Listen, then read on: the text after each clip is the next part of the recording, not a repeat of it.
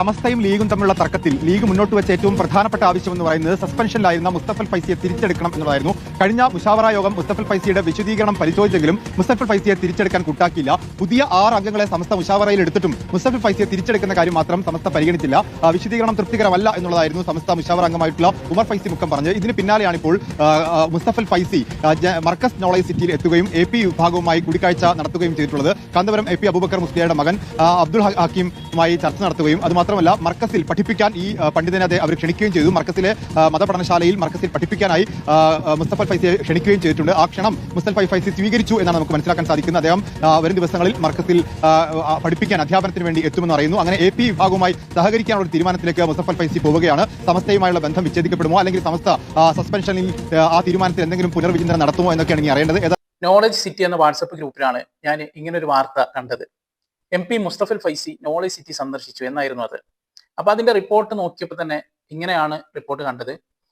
MP Mustafal Faizy Markaz knowledge city സന്ദർശിച്ചു. അധികൃതരുമായി കൂടിക്കാഴ്ച നടത്തിയ അദ്ദേഹം നോളജ് സിറ്റിയുടെ പ്രവർത്തനങ്ങൾ അനുമോദിക്കുകയും ചെയ്തു.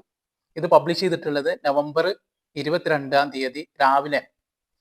അതുപോലെ തന്നെ ഇതിൽ വരുന്ന റിപ്പോർട്ട് നോളജ് സിറ്റി ഗ്രന്ഥകാരനും പുറമണ്ണൂർ മജ്‌ലിസു തഅലീമിൽ ഇസ്ലാമിയ ജനറൽ സെക്രട്ടറിയുമായ MP Mustafal Faizy Markaz knowledge city സന്ദർശിച്ചു. നോളജ് സിറ്റിയിലെ വിവിധ വിദ്യാഭ്യാസ സമുച്ചയങ്ങൾ, സാംസ്കാരിക കേന്ദ്രങ്ങൾ, മറ്റു പ്രധാന പദ്ധതികൾ എന്നിവ നേരിൽ കാണുകയും പരിചയപ്പെടുകയും ചെയ്തു. സന്ദർശനത്തിന്റെ ഭാഗമായി അധികൃതരുമായി കൂടിക്കാഴ്ച നടത്തിയ അദ്ദേഹം അന്താരാഷ്ട്ര നിലവാരത്തിൽ സംവിധാനിച്ചിട്ടുള്ള നോളജ് സിറ്റിയുടെ പ്രവർത്തനങ്ങളെ അനുമോദിക്കുകയും മതിപ്പ് രേഖപ്പെടുത്തുകയും ചെയ്തു എന്നതാണ് ആ വാർത്ത. ഈ വാർത്ത ഇങ്ങനെ കണ്ടപ്പോൾ ഇതിൽ പ്രത്യേകിച്ച് ഒരു കൗതുകമൊന്നും തോന്നില്ല. കാരണം നിരവധി പേര് മർക്കസിൽ എത്താറുണ്ട്, നോളജ് സിറ്റി കാണാൻ എത്താറുണ്ട്, അവിടെ സന്ദർശിക്കാറുണ്ട്, അവിടെ കൂടിക്കാഴ്ച നടത്താറുണ്ട്. ഇതൊക്കെ നമ്മൾ കാണുന്നതാണ്. അതിൽ പല രാഷ്ട്രീയക്കാരും പല നേതാക്കന്മാരും ഒക്കെ നമ്മൾ കാണാറുള്ളതാണ്.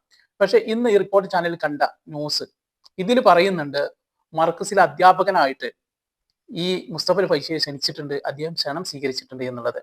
ഇതിനെ ശരിവെക്കുന്ന രീതിയിലുള്ള മറ്റു പല റിപ്പോർട്ടും കാണാനിടയായി. ഇവിടെ സുന്നി ഐക്യം എന്ന വാട്സപ്പ് ഗ്രൂപ്പിൽ മാഷാ അല്ലാഹ് ചെമ്മാട് ദാറുൽ ഹുദയിലെ പ്രധാന മുദരീസായ ഉസ്താദ് MP മുസ്തഫൽ ഫൈസി ഇനി മുതൽ മർക്കസ് നോളജ് സിറ്റിയിലും ക്ലാസ് എടുക്കും. ഒട്ടേറെ വിദേശ സർവകലാശാലകളുമായി അഫിലിയേറ്റ് ചെയ്ത മർക്കസും ദാറുൽ ഹുദയും തമ്മിലുള്ള അക്കാദമിക് കരാറിന് സുന്നി കൈരളി കാത്തിരിക്കുന്നു. അള്ളാഹു സുന്നത്ത് ജമാഅത്തിന്റെ പണ്ഡിതന്മാർക്കിടയിൽ ഐക്യം, പരസ്പര സ്നേഹം നൽകി അനുഗ്രഹിക്കട്ടെ എന്നതാണ് ആ ന്യൂസ്. അപ്പോ ഇതിനെ ശരിവെക്കാണ് ഇവിടെ ഈ വാട്സപ്പ് ഗ്രൂപ്പിൽ വന്ന ഈ ന്യൂസ്. അതുപോലെ തന്നെ ഇതിനെ ശരിവെക്കുന്ന മറ്റൊരു ടെലിഫോൺ കോളും കൂടി ഞാൻ കേൾക്കാനിടയായി.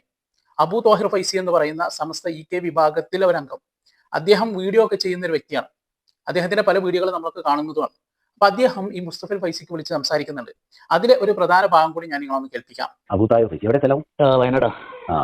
അപ്പൊ ഉസ്താദിനെ കുറിച്ച് ഇങ്ങനെ ന്യൂസ് ഇങ്ങനെ വരുന്നുണ്ടല്ലോ, അപ്പൊ സത്യാവസ്ഥ എന്താണെന്ന് അറിയാൻ വേണ്ടി എന്താ ന്യൂസിലുള്ളത്?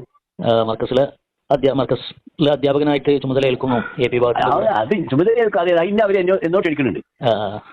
അപ്പൊ അതിനെപ്പറ്റി പുറത്തെ ദിവസം സംസാരിച്ചപ്പോ നമുക്ക് ആലോചിച്ച് ചെയ്യാം എന്നും പറഞ്ഞാണ്. അതിന്റെ അപ്പുറത്തേക്കൊന്നുമില്ല. സംഘടനാപരമായിട്ട് അങ്ങനെ പോണില്ല, ലെക്ചറായിട്ട്. പിന്നെ അതുകൊണ്ട് വലിയ ഗുണമുണ്ടാക്കാൻ ഉണ്ടായിട്ട് അത്രേ ഉള്ളൂ. നമുക്കൊരു പ്രത്യേകിച്ച് തീരുമാനങ്ങളൊന്നുമില്ല. ഇതിപ്പോ നോളജ് സിറ്റി വന്ന ഉടനെ തന്നെ അവരെന്നെ ക്ഷണിക്കുന്നത്. അപ്പോ ഞാൻ ആയിക്കോട്ടെ എന്ന് പറഞ്ഞതുമാണ്. ഇപ്പൊ പിന്നെ കഴിഞ്ഞ തവണ ഞാൻ ഈ AP കാണാൻ പോയില്ല, AP സുഖിച്ച സമയത്ത് ഞാൻ ഷവറിലപ്പോ പോയല്ലോ. ഇപ്പൊ ഇങ്ങനെ വരുമ്പോഴേ മറ്റേ സമസ്തയിലേക്ക് ഇപ്പോ പരിഗണിക്കാത്തത് കൊണ്ട് ഇങ്ങനെ മറുവാക്കിലേക്ക് പോവാണെന്നുള്ള അതിപ്പോ ഓരോരുത്തർക്കും ഓരോന്നും പറയാല. അതിപ്പോ പറയുന്നവരെ നിയന്ത്രിക്കാനൊന്നും നമുക്ക് പറ്റില്ല. സമസ്തയിലേതായാലും എനിക്ക് താല്പര്യമില്ല. കാരണം അത് അങ്ങനെയാണ് അതിന്റെ അവസ്ഥ. അതൊന്നും ഇപ്പൊ ഞാൻ അതിനെ കുറിച്ചൊന്നും പറയുന്നില്ല. അപ്പൊ മറ്റേതിലേക്ക് ഏതായാലും മൂപ്പർക്ക് താല്പര്യമില്ല എന്ന് പറയുന്നുണ്ട്, സമസ്ത EK വിഭാഗത്തിലേക്ക്. അപ്പോ ഇവിടെ മർക്കസ് നോളജ് സിറ്റി അദ്ദേഹം സന്ദർശനം നടത്തുന്നു. അവിടെ മുമ്പ് തന്നെ അദ്ദേഹത്തെ അവിടേക്ക് ക്ഷണിച്ചിട്ടുണ്ട്. ഇപ്പോൾ അദ്ദേഹം വരാമെന്ന് ഏൽക്കുന്നു എന്നുള്ള റിപ്പോർട്ടുകളൊക്കെ പുറത്തു വരുമ്പോൾ ഒരുപാട് പ്രവർത്തകർ ചോദിക്കുന്ന ഒരു ചോദ്യമാണ്, എന്തിനാണ് ഇദ്ദേഹത്തെ നമ്മുടെ സ്ഥാപനത്തിലേക്ക് ക്ഷണിക്കുന്നത്? നമുക്ക് വേറെ അധ്യാപകരെ കിട്ടായിട്ടാണോ എന്നുള്ളതാണ് പലപ്പോഴും സാധാരണ പ്രവർത്തകർ ചോദിച്ചുകൊണ്ടിരിക്കുന്നത്.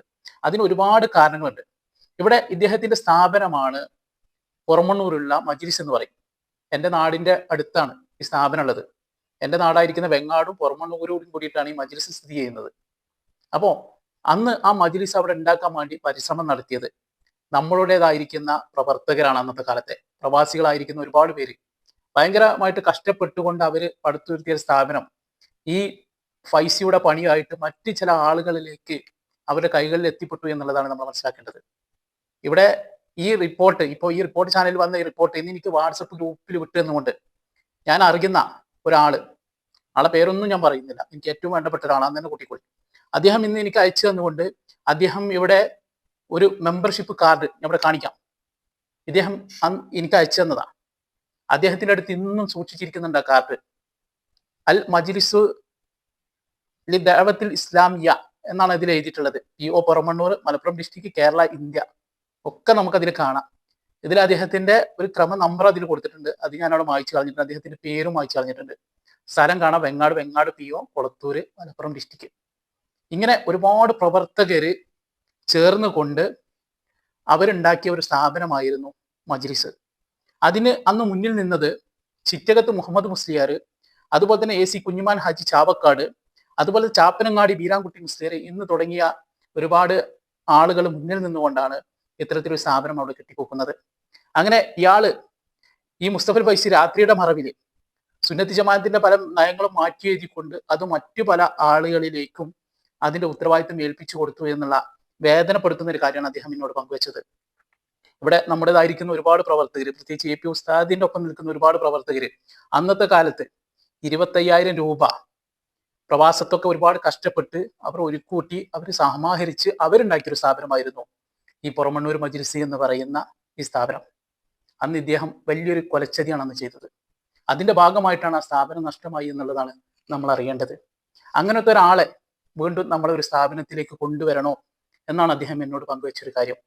എന്തായാലും അദ്ദേഹം പിന്നെ ബന്ധപ്പെടേണ്ട ഭാഗത്ത് തന്നെ ഞാനിതുമായിട്ട് ബന്ധപ്പെട്ട് അദ്ദേഹം അവിടെ വരാതിരിക്കാനുള്ള കാര്യങ്ങൾ ചെയ്യും എന്ന് എന്നോട് അദ്ദേഹം വാക്കും പറഞ്ഞിട്ടുണ്ട്.